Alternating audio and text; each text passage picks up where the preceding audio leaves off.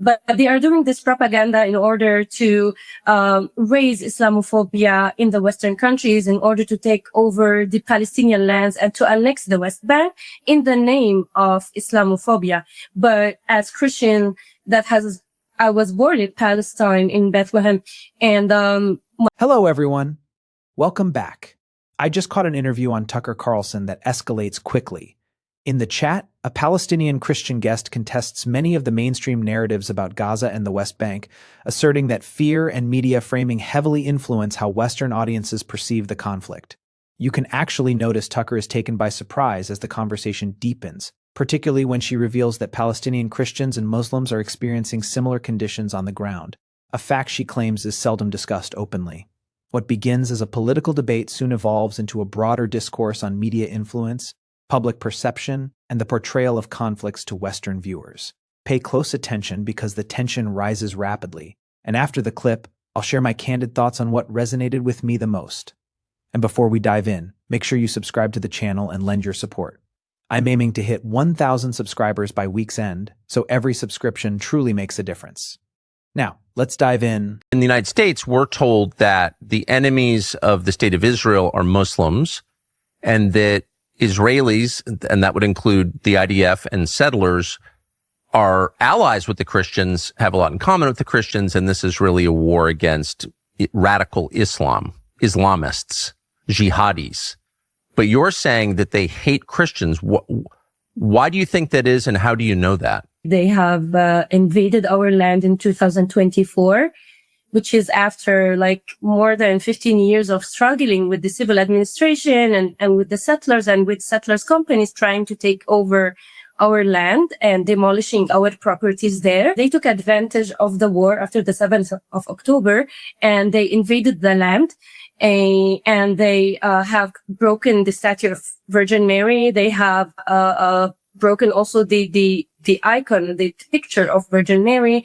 They have vandalized the cross. I have been recording everything that they are doing, but they are doing this propaganda in order to raise Islamophobia in the Western countries, in order to take over the Palestinian lands and to annex the West Bank in the name of Islamophobia.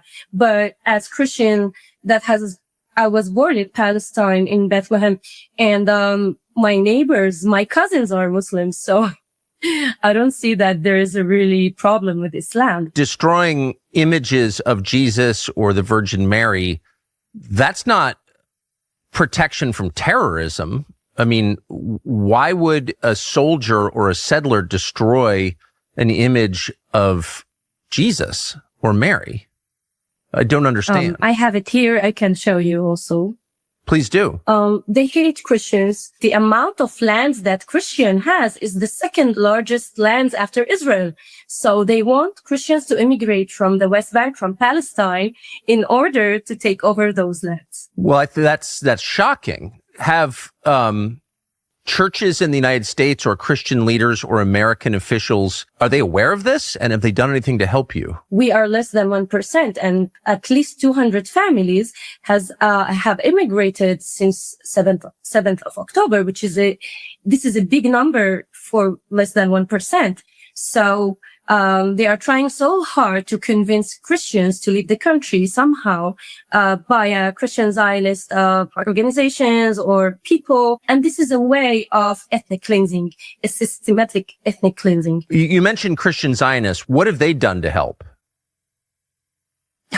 Nothing. They are Zionists because of the settlers organizations, extremist settlers organizations are trying to take over the Orthodox Christian lands. So you think that Christian Zionists in the United States are helping to ethnically cleanse the West Bank? They're trying to get Christians out?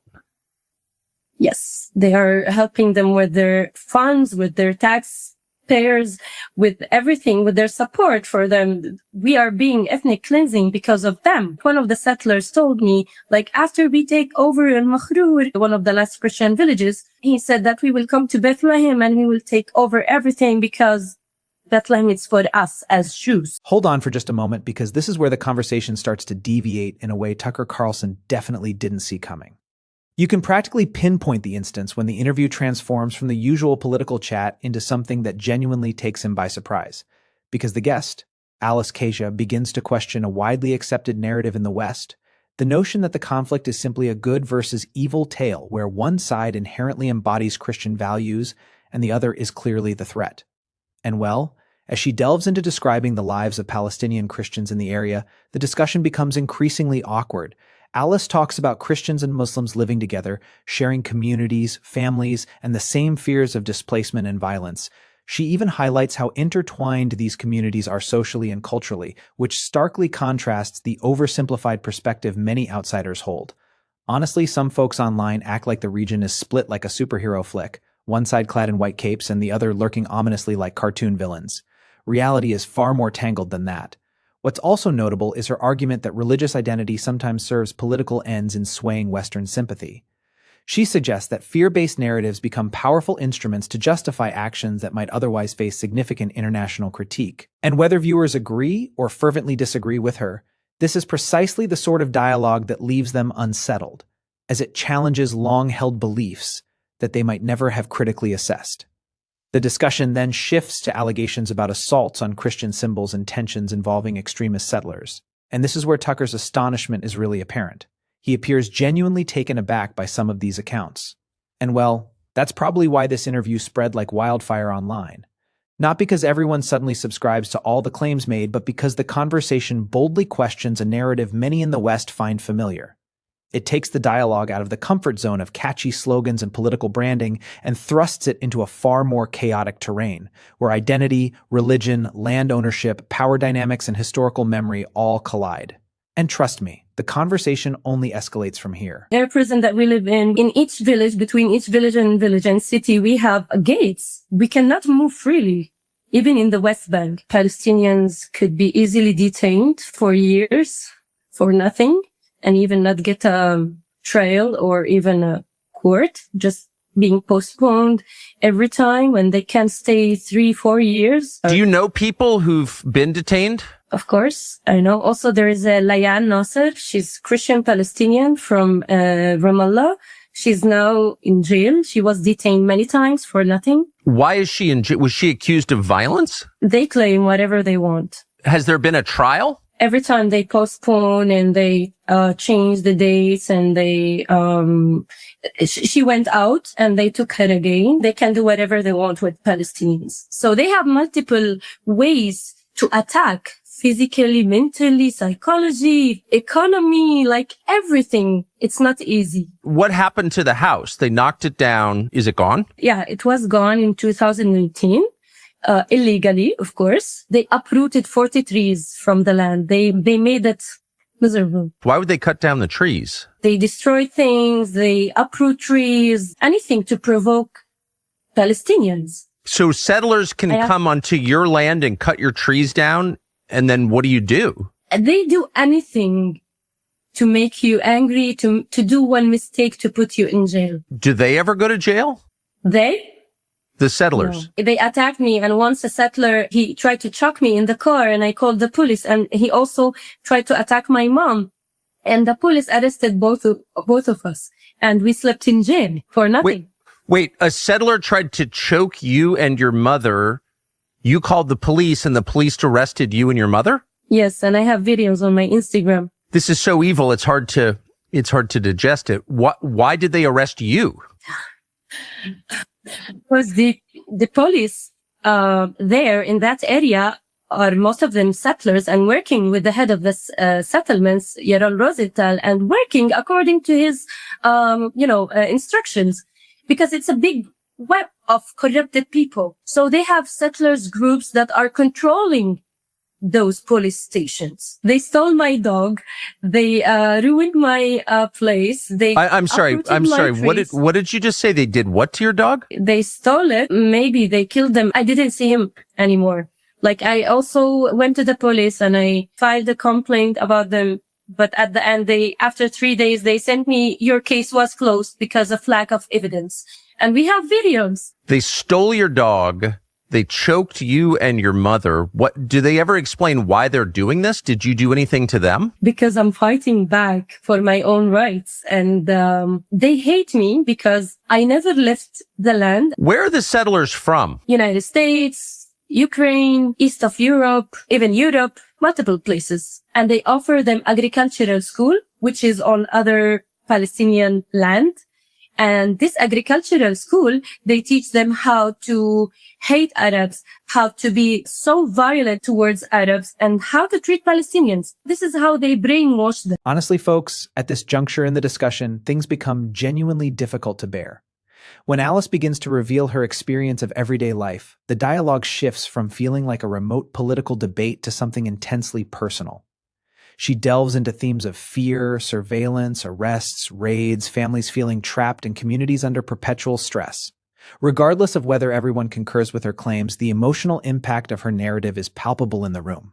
At one point, she shares stories of detentions, encounters with settlers, property destruction, and even pets being harmed or taken. You can visibly see Tucker Carlson's shock as she talks. Truly, most listeners are likely to react emotionally because when the plight of innocent families and animals is part of the narrative, it touches a chord. Politics instantly becomes personal. Another noteworthy aspect is how Alice describes the underlying system. She contends that the struggles Palestinians encounter are deeply rooted within extensive frameworks involving security forces, political authorities, and extremist settler groups working in concert, leading to a state of persistent vulnerability among everyday Palestinians, both Christians and Muslims. Here, the conversation takes on a particularly contentious tone as she questions the historical and political justifications for some settlement initiatives. Alice argues that numerous settlers arrived from places outside the region, but now claim dominance over lands where Palestinian families have resided for ages. Whether the audience supports or opposes this viewpoint, these are undeniably the kind of statements that quickly spark heated discussion online. She also mentions a point that resonates long after the interview: the notion that hatred and division could become ingrained within societies over time through education, fear, propaganda, and enduring conflict through generations. History, indeed, has consistently shown this pattern in various regions worldwide. When individuals are brought up to fear or despise another group, dismantling those divides later becomes exceptionally challenging. Clearly, this topic is immensely emotional and politically sensitive, prompting viewers to perceive it differently based on their perspectives, experiences, and understanding of the conflict. However, what likely fueled this dialogue to go viral is how it compelled viewers to confront perspectives that aren't typically highlighted in mainstream political discourse. And quite frankly, whether you align with all, part, or none of Alice's views, it's evident that certain moments visibly unsettled Tucker Carlson. By the end, the mood is weighty, strained, and deeply emotional. Anyway, folks, drop your thoughts in the comments, since this is a discussion bound to provoke strong reactions from every angle. And if you liked this analysis, don't forget to subscribe and enable notifications. I'm aiming to hit 1,000 subscribers by the end of the week, and every subscription genuinely aids the channel's growth. Thanks so much for tuning in. Catch you in the next video.